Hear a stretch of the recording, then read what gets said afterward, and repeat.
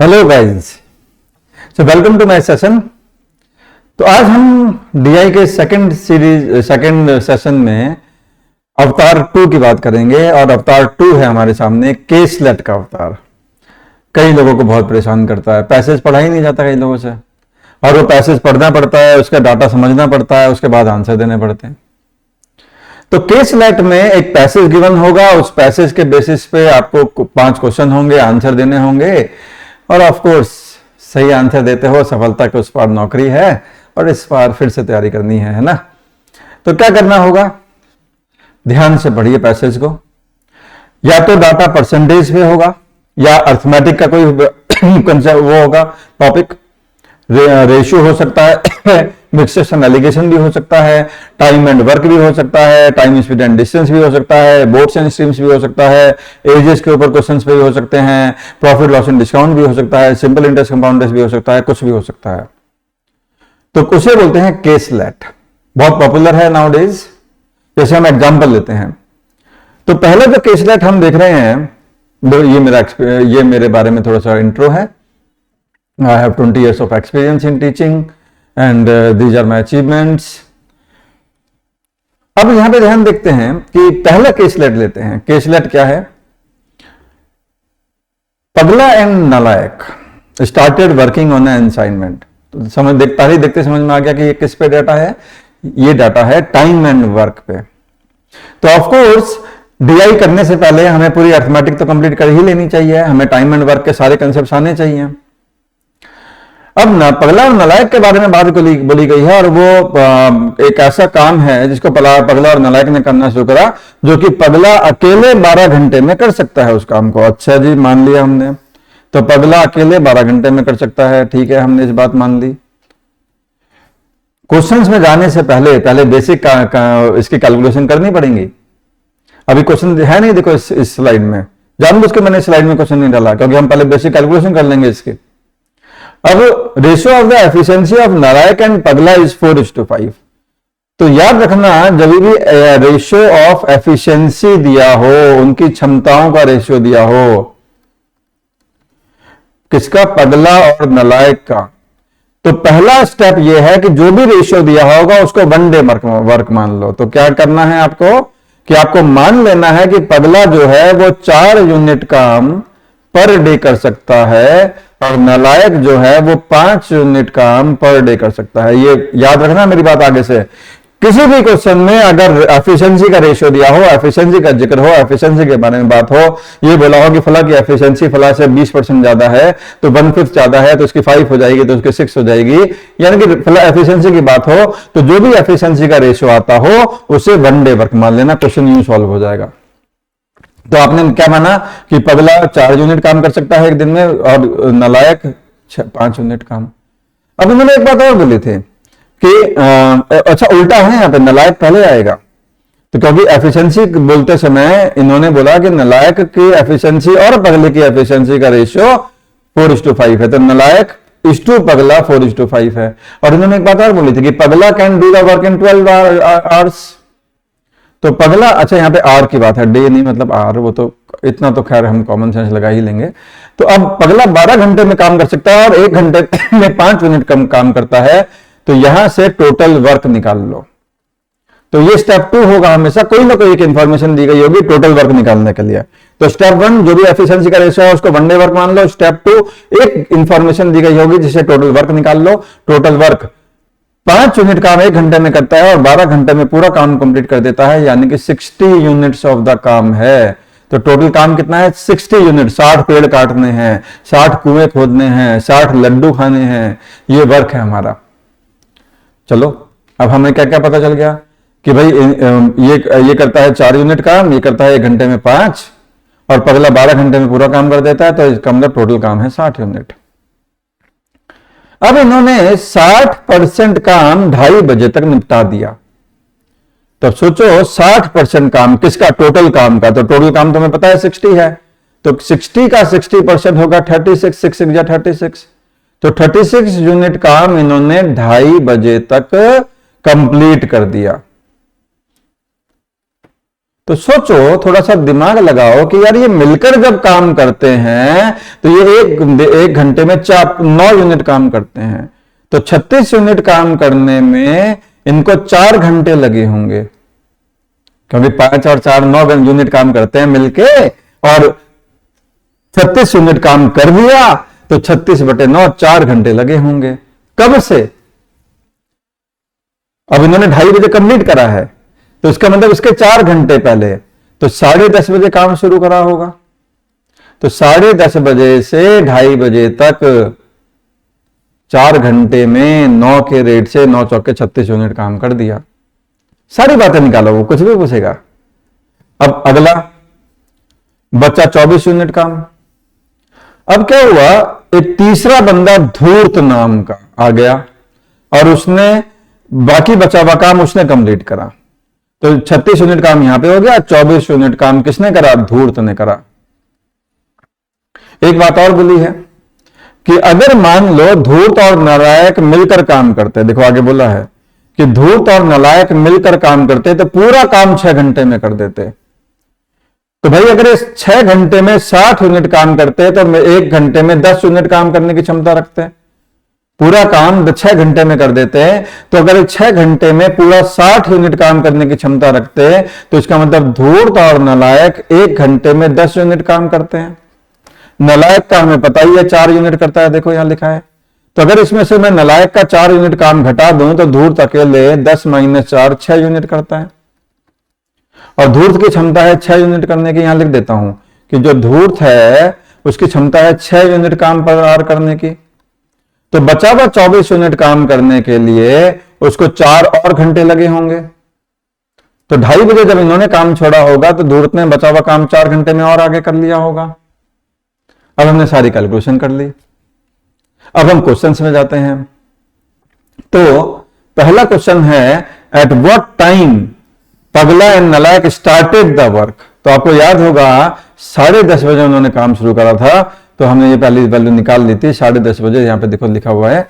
तो 10:30 बजे इन्होंने काम शुरू करा था, यानी कि इस क्वेश्चन का आंसर हो गया 10:30। तो इस क्वेश्चन का आंसर हो गया सी फॉर कलकत्ता। अगला क्वेश्चन है, धूर्त कितने % ज्यादा एफिशिएंट है पगला से? आपको याद होगा धूर्त 6 यूनिट करता था, नालायक और पगला, नालायक करता था 4 यूनिट, पगला करता था 5 यूनिट। तो धूर्त कितने % ज्यादा एफिशिएंट है पगला से? तो पगला से ये 1/5 ज्यादा एफिशिएंट है, 5 पे 1 ज्यादा, तो 1/5 ज्यादा एफिशिएंट है, और 1/5 होता है 20%, यानी कि बी फॉर बैंगलोर आंसर आ गया इस क्वेश्चन का। अगला क्वेश्चन, काम कब खत्म हुआ? तो भाई 2:30 घंटे के बाद, 2:30 बजे के बाद भी 4 घंटे लगे थे, याद होगा आपको। तो यानी कि 6:30 बजे जाके काम खत्म हुआ, तो आंसर हो गया ए फॉर अहमदाबाद। अगला सवाल, अगर पगला, नालायक और धूर्त एक साथ काम शुरू करते 10 बजे, तो तुम्हें याद होगा पगला करता था 5 यूनिट काम, नालायक करता था 4 और धूर्त करता था 6, तो ये तीनों मिलकर अगर काम करते तो 15 यूनिट काम 1 घंटे में करते। तो 15 यूनिट काम 1 घंटे में करते तो 1 PM तक, 1 PM तक कितने घंटे बीतते? 3 घंटे बीतते। तो 3 आवर में 15 यूनिट के रेट से ये 45 यूनिट काम कर देते, बट टोटल वर्क आपको याद होगा 60 था। तो इसका मतलब ये 45 यूनिट काम कर देते आउट ऑफ द 60 यूनिट काम। तो 45 यूनिट काम कर देते आउट ऑफ द 60 यूनिट काम। तो कितना काम निपटा देते? 3/4 निपटा देते। तो आंसर होता डी फॉर दिल्ली।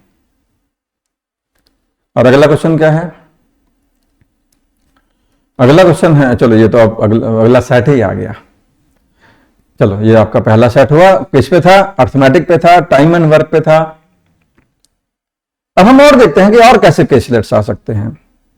तो टाइम की लिमिटेशन की वजह से हम कुछ ही ले पाएंगे यहां पे, तो मैंने जानबूझ के एक अर्थमेटिक पे लेने की सोची, और दूसरा सोचा कि जो सिंपल वैल्यूज पे केसलेट आता है, जो सिर्फ समझदारी पे डिपेंड है, अर्थमेटिक पे नहीं।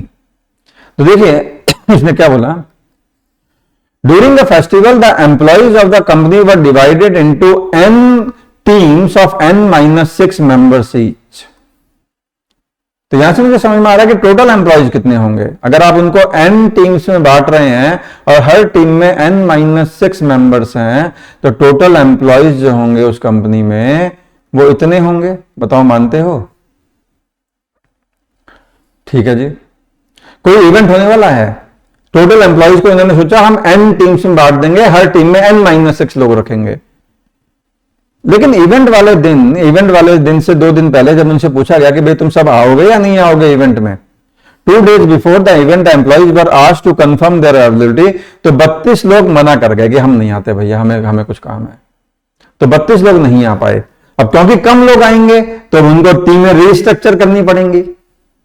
तो 32 लोग कम आए तो कम लोग आएंगे, तो अब उन्होंने क्या सोचा, हर टीम में देखो number of members in the team will be reduce by 2। तो पहले हर टीम में n-6 लोग थे, तो अब हर टीम में n-8 लोग होंगे, 2 लोग कम कर दिए। और टीमों की संख्या लेकिन एक बढ़ गई, तो टोटल टीम हो गई n+1।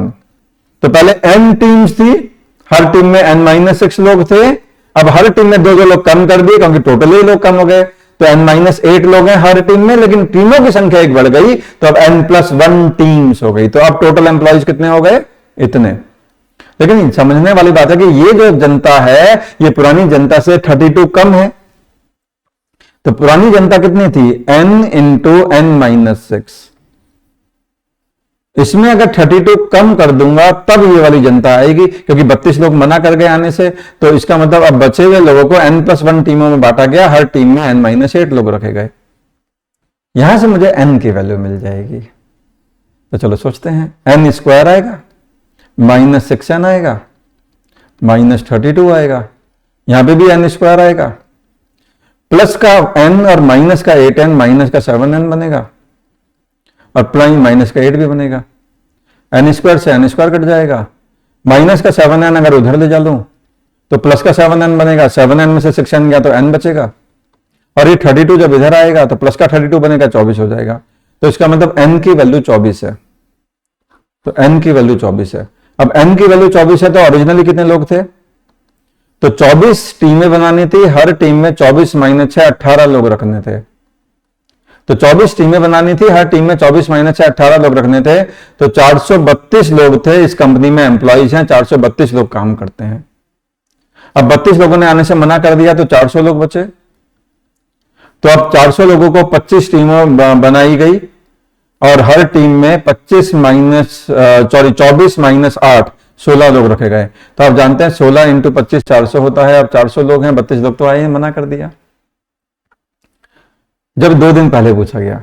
अब एक और मजेदार बात सुनो, जिस दिन इवेंट था उस दिन कुछ लोग बिना बताए एब्सेंट हो गए। 32 लोगों ने तो मना करा था हम नहीं आएंगे। जिस दिन इवेंट था सम पीपल वर एब्सेंट, कुछ लोग और एब्सेंट हो गए, तो अब बिना बताए।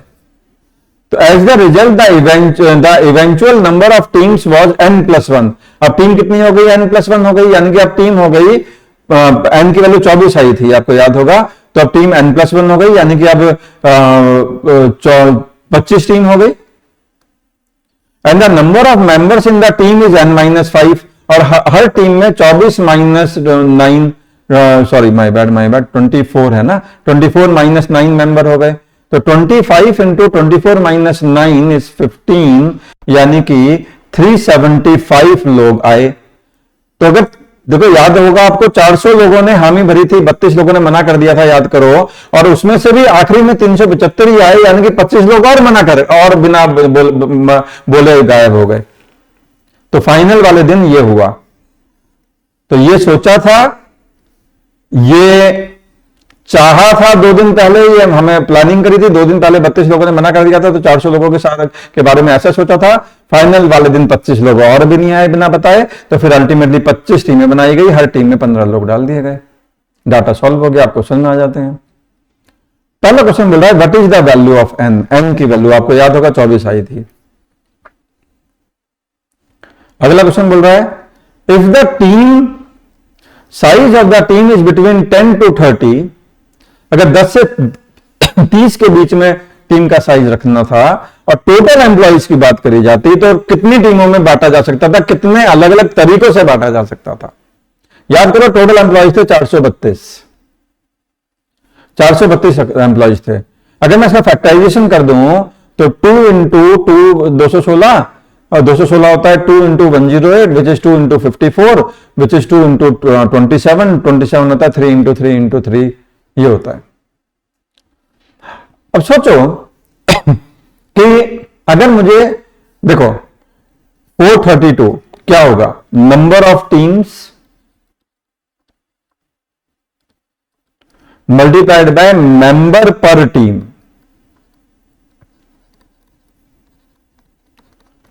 यही होगा ना। तो अगर मुझे मेंबर पर टीम यानी कि साइज ऑफ द टीम जो है वो 10 से के 20 के बीच में रखना है, 10 से 30 के बीच में रखता है, तो कितने तरीकों से टीमें बनाई जा सकती हैं। तो सोचो, यानी कि मैं 432 को A इंटू बी के फैक्टर में तोड़ूंगा, और ये B जो है वो 10 से 20 के 30 के बीच में होना चाहिए। तो कितने फैक्टर ऐसे हो सकते हैं जो 10 से 30 के बीच में, क्योंकि जितने B होंगे उतने ही तरीकों से टूटेगा, और जितने तरीकों से टूटेगा वही तो सवाल है कि कितने तरीकों से तोड़ सकते हो, टीमें बना सकते हो।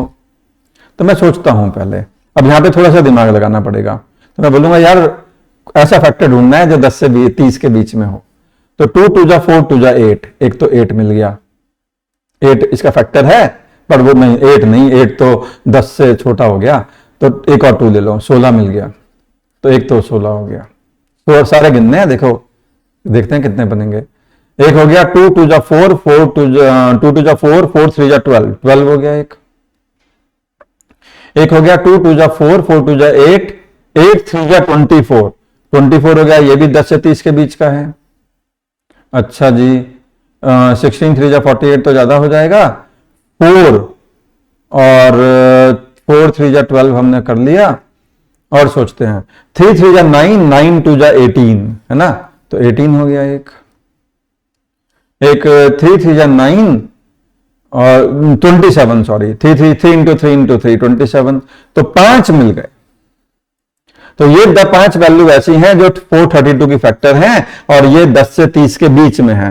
तो अगर हम 16 लोग एक टीम में रखते हैं तभी भी टीमें बनाई जा सकती हैं, हम 12 लोग एक टीम में रखते हैं तभी भी टीमें बनाई जा सकती हैं, 24 से भी, 18 से भी, 27 से भी, क्योंकि सबके सब 432 को डिवाइड करते हैं। 5 से ज्यादा आपको मिल नहीं रहा, तो मेरा आंसर क्या होगा, बी फॉर बैंगलोर। तो इस क्वेश्चन का आंसर होगा बी फॉर बैंगलोर। बड़ा इंटरेस्टिंग क्वेश्चन था ये। अगले क्वेश्चन में आ जाते हैं।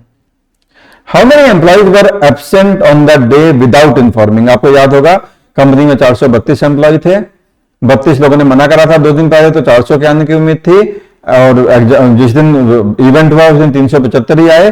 तो ये 25 लोग तो बिना बताए चले गए। तो 25 लोग ऐसे जनता थी जो बिना बताए उस दिन एब्सेंट हुई थी। ए फॉर अहमदाबाद आंसर है। During the day of event the employees present were asked to make a square formation. आपको याद होगा 375 लोग आए थे फाइनल दिन। अब अगर मुझे इनको स्क्वायर में बांटना है, स्क्वायर फॉर्मेशन बनानी है, तो कम से कम कितने लोग छूट जाएंगे। तो अगर मुझे कम से कम लोग छूटने हैं तो मुझे स्क्वायर बड़े से बड़ा बनाना होगा। तो सोचो इसके नियरेस्ट बड़े से बड़ा स्क्वायर कौन सा होता है। तो समझ में आ रहा है कि 19 का स्क्वायर 361, जो बड़े से बड़ा स्क्वायर है जो 375 के आसपास का है। तो इसका मतलब अगर मैं 19 रोज और 19 कॉलम में इनको बांट दूं तो 361 लोग स्क्वायर फॉर्मेट में बनाए जा सकते हैं। तो कम से कम जो लोग छूटेंगे वो छूटेंगे 14, क्योंकि नियरेस्ट अगर मैं कम से कम लोग छुड़ाने हैं तो नियरेस्ट स्क्वायर बनाना पड़ेगा। तो इसके करीब, सबसे करीब जो 19 का स्क्वायर होता है, तो 14 लोग हटा दो तो 14 लोग छोड़ के आंसर हो जाएगा ई फॉर एलिफेंट। कितने कम से कम कितने लोग छूटेंगे। चलिए, तो that's all from my side. अब यहां पे ध्यान दीजिए, जैसे ही ये सीरीज खत्म होगी, आज इसका दूसरा दिन है, ये आप क्या चल रहा है, डीआई के 5 अवतार चल रहे हैं। तो अगर आपने पहला वाला वीडियो नहीं देखा है तो इसका पहला वाला जो वीडियो था उसमें डीआई का पहला अवतार यानी कि टेबुलर फॉर्मेट के बारे में कैलकुलेशंस आपको सिखाई थी, कैसे उसको हैंडल करना है। आज हमने केसलेट्स के बारे में बात करी है। कल हम डीआई के तीसरे अवतार के बारे में बात करेंगे। लेकिन जब ये सीरीज खत्म होगी तो आप चाणक्य आपके लिए ऐसी ऐसी सीरीज लाता रहा है और लाता रहेगा आगे भी। तो इसके बाद जो हम सीरीज ला रहे हैं वो है योगेश सर के साथ लॉजिकल रीजनिंग की। तो आप 5 दिन के अंदर 5 दिन की सीरीज हैं ये सारी की सारी, और उस टॉपिक पे हम आपको पूरा कंप्लीट ज्ञान दे रहे हैं। तो लॉजिकल रीजनिंग जैसे ही सीरीज खत्म होगी तो उसको फॉलो करना ना भूलें। लॉजिकल रीजनिंग की सीरीज हम इसके बाद चलाएंगे। चलिए, that's all from my side. जुड़े रहिए हमारे चैनल से और हमें देखते रहिए, सब्सक्राइब करिए, अपने जो दोस्त हैं उनके साथ शेयर करिए। Bye bye.